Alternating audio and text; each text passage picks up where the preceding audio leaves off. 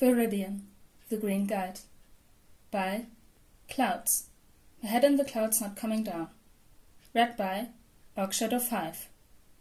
Chapter 49. Hive. Summary. Izuku looks for Queen Bee's hive. Izuku didn't like being famous. It made him paranoid. He ducked his head anytime he passed someone, even though he knew that if the videos going around were enough to identify him, the police would have already arrested him. Or tried to. They probably wouldn't be very successful due to the whole no quirk thing, but it would make his mom worried, and even though she said she didn't want him to be worried about wearing hair, he was still worrying about it. What? It was worrying! Anyway, he was paranoid. Every time someone glanced at him, he was convinced they were going to come up to him and ask if he was Viridian. Logically, he knew that it probably wouldn't be the end of the world, even if he was recognized, but he didn't want to disappoint anyone. From what he'd seen online, everyone thought that Viridian was as bad as Vigilante, who went around punching guys 3 times his size and kept his quirk a mystery to keep villains guessing. He knew it probably wasn't healthy to keep count of the number of YouTube theorists that had already made speculation videos about his quirk, so obviously he wasn't paying attention to those. That number was 3, by the way. The most popular theories Izuku had seen were some sort of speed analysis quirk, both of which were corroborated by police and hero speculation, which had almost thrown him into a full panic attack when he'd learned about it. Izuku didn't know why it was such a shock to learn that the police had a file on him. It made sense, since he was a vigilante, or acted like one at least, even if he was using a technicality that no one knew about, but he hadn't thought he was important enough to make a file on. Eraserhead would probably be annoyed if he heard Izuku talking like that, something about the problem child not knowing his own words again, or something like that. But then again, Eraser would probably also be angry if he knew what Izuku was planning on doing right now. Oh, well, he'd forgive him when it all worked out. Hopefully. The problem with tracking down and capturing a live bee from Queen Bee's swarm was that every time Izuku had seen them so far, the bees were already doing their thing and injecting random people with trigger, so Izuku didn't really have any idea what they did when they weren't injecting people. Where did they hang out? Did they just fly around? Or did Queen Bee make them as she needed them so that she didn't have to worry about them being discovered while inactive? How did she make them even? Izuku was currently working on the assumption that Queen Bee made them with her quirk, rather than by hand, because that seemed standard for most quirks that involved creating other consciousness. The main hero he was using as an example for his theory was ectoplasm. His clones were made from the ectoplasm his body produced, but they were capable of independent action just like the bees in the swarm were, but that meant there was a limit to the number of clones he could produce at one time. The bees seemed to function slightly differently from ectoplasm's clones, though, in that there were many of them, but there was still that theoretical limit that Queen Bee would run into, depending on what she used to make the bees. Whether she used the nutrients in her body, the metals she physically had access to, or even just her body fat or stamina, she would eventually run out. But since the bee he'd examined hadn't poofed into nothingness when it was damaged, Izuku assumed that once a bee was created, it no longer took any input from her quirk to keep it alive. That meant that the smartest option would be to create them in small numbers and store them somewhere until she needed them. Because the robots looked like bees and seemed to act like them for the most part from what Izuku had seen, it was logical to assume that there had to be some sort of hive where Queen Bee was able to keep the ones that she'd already made when she wasn't using them. Bees were a naturally occurring insect, and observers wouldn't actually be able to tell they were quirk-created robots unless they looked too closely, so the least suspicious course of action would be to have them out in the open like any other beehive, so they could hide in plain sight. When he'd realized this, Izuku had, of course, hacked into all the Exterminator Service's databases and looked at swarms that had been reported in the past several months. He only paid attention to the results where the extermination had failed, then prioritized the remaining hives based on how many times people had tried to get rid of them, since the robots were probably immune to the poisons that would kill real bees. Izuku had then spent the past 3 days wandering around, visiting each of those locations, and using his laptop to search for the wireless signal that the bees used to communicate with each other. Which was why when Denki had asked him if he was healed enough to hang out, Izuku had immediately suggested going to the diner that they'd gone to a few weeks ago. He really shouldn't have been surprised to find the diner on the search list, considering that Denki had said that the owners hadn't been able to find the hive and get rid of them. But, oh well. At least with Denki, he had a good excuse for hanging around the diner long enough to run a search. Some of the other places he tried had been, well, much more awkward, to say the least. There was one where he had resorted to just hiding on the roof, rather than having to talk to the residents of the apartment building. Thankfully, those bees had been normal, just like all the others he checked, so he hadn't had to hang around for longer than necessary. Izuku rushed into the diner a few minutes late and helplessly looked around until he heard the waitress who served them last time softly laughing at him.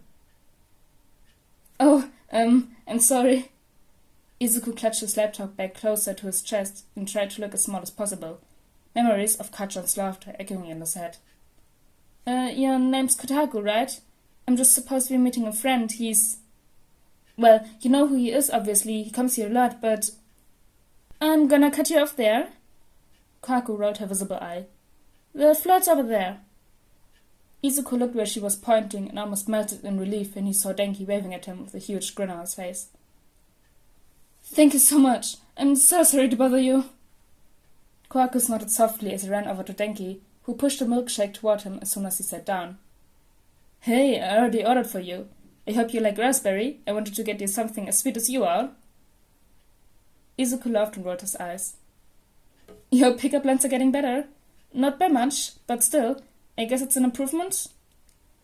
Denki laughed good-naturedly. Thanks, dude. I ended up looking into what you said. You know, heroes using flirting as a weapon? It was a deep rabbit hole to fall down, but it turns out that way more heroes than just Midnight use it. I just can't stop watching other interviews and seeing how they interact with people. I don't know how I'm gonna apply any of that in a fight yet, but it's just so cool. Izuku grinned as his friend started talking faster and faster, which was often the best indication that Denki was really excited about something. It was a habit that Izuku had picked up on since they'd started hanging out. As much as Denki liked to joke about being stupid, once he found something he was interested in, it didn't take him long at all to become an expert. Izuku thought that was so cool. It was kind of like how he was with quirks. So, are you healing up okay? Denki asked. Your injuries were kind of bad. Not really, Izuku denied. I mean, they weren't that bad. Not that they aren't healed. I mean, I get that it looked bad, but I mean, Mom thought that I was just sick, so... I just think it's kind of weird, Denki said slowly, that you got super injured during parkour on the same night that New Vigilante went viral. It took all of Izuku's self-control not to freeze like a deer in the headlights. Did he know? But if he did, would it really be so bad? Yes. Yes, it would be. If Denki knew he was a vigilante, he'd be so worried and would try to get him to stop. But Denki was so much more open-minded than his old classmates, and he was preparing for UA, so he might try to convince Izuku to try the NTEX exam and be a legal hero. Izuku... he didn't think he'd be able to handle that. He was finally getting to the point where his desire to die was mostly quietly hanging out in the background most days, and some days wasn't there at all. But if he were to get his hopes up, only to have them dashed again, because he was just so useless. He wasn't strong enough to handle that. So, he laughed. Viridian? Seriously? Doesn't he have a speed quirk or something? I mean, he runs from all those heroes.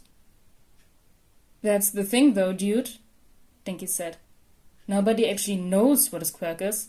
And you know that nobody's just gonna assume about this vigilante is quirkless. Well, I don't know what to tell you, Izuku tried. I got injured from glass, not thorns. You know that. And besides, I saw those videos. Didn't Endeavor set that poor guy on fire?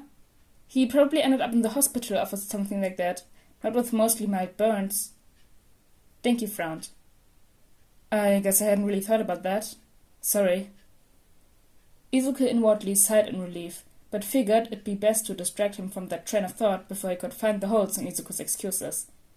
Maybe if he brought up one of those topics that Denki tended to hyper-focus on? So, are you learning a lot from the electricians at your store? Izuku asked. Denki brightened. Yeah, it's really cool. I've been learning all about these different kinds of currents and...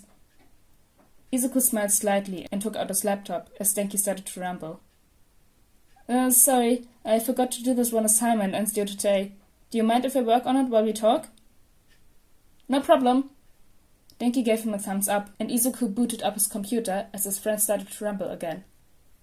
Izuku would occasionally add an idea for a support item or ask a question about what Denki was talking about, but mostly he was using it as a chance to look for the wireless signal that the beast gave off. He honestly wasn't expecting to find anything. In fact, he was starting to think that this particular lead was a bust, and he was going to have to find another way to capture a bee. Which is why it was a surprise when he got a match.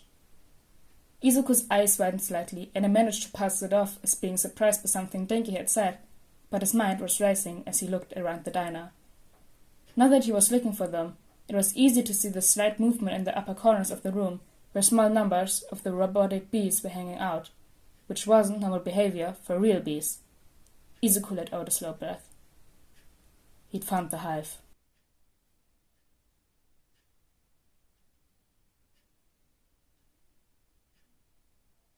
Oh my god, not the cliffhanger, no.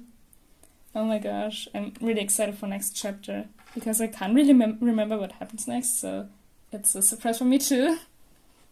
But anyways, guys, I hope you all enjoyed chapter 49 of Viridian the Green Guide, and I see you all next time. Bye!